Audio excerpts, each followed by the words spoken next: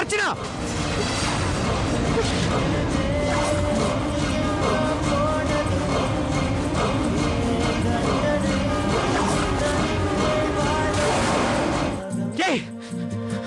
ఆపే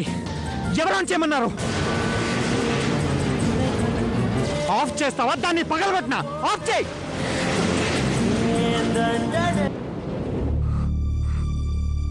అది ఇంకోసారి నా చెవున పడకూడదు నేను మ్యూజిక్ వినకూడదు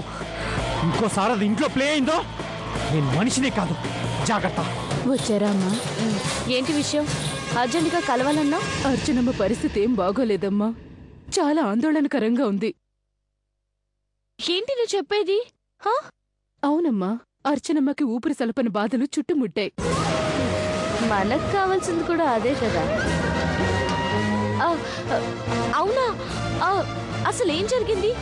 కాస్త క్లియర్గా చెప్పు ఏమంటే ఒకటేంటమ్మా ఇల్లంతా గందరగోళమే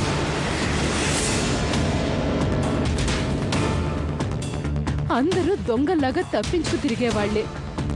అర్చనమ్మ అడిగిన దానికి ఒక్కరు కూడా సమాధానం చెప్పరు పైగా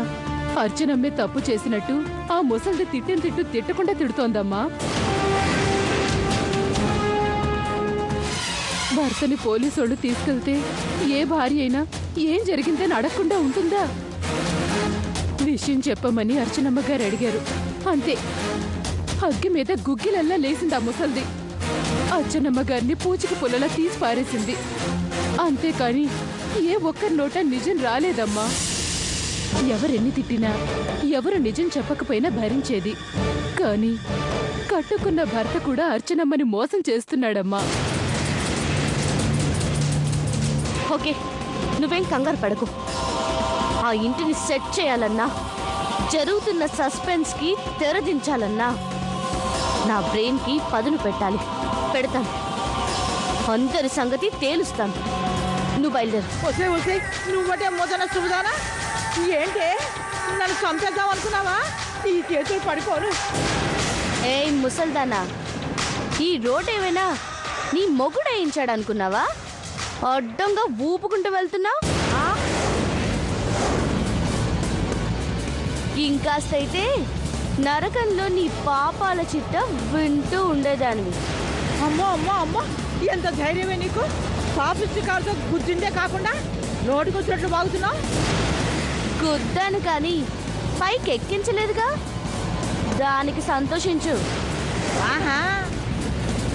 అయినా నువ్వు బ్రతికి ఎవరిని ఉద్ధరించాలి ఓ పని చేద్దాం మళ్ళీ ఒకసారి ట్రై చేస్తాను ఈసారి డైరెక్ట్ గా కార్ కింద పడు నిన్ను అరవకే అరవకు బీపీ రైజ్ అయి చేతులు వంకర్లు పోయి రక్తం కక్కుకొని రోడ్డు మీద కుక్క చావు చస్తావు ఏమే కారు ఇలా పైకొచ్చి అలా వెళ్ళిపోతేనే ఊపి రాగిపోయినట్టు చేస్తున్నావు మరి రోజు మా అర్చనని నీ మాటలతో నీ చేతులతో టార్చర్ చేస్తుంటే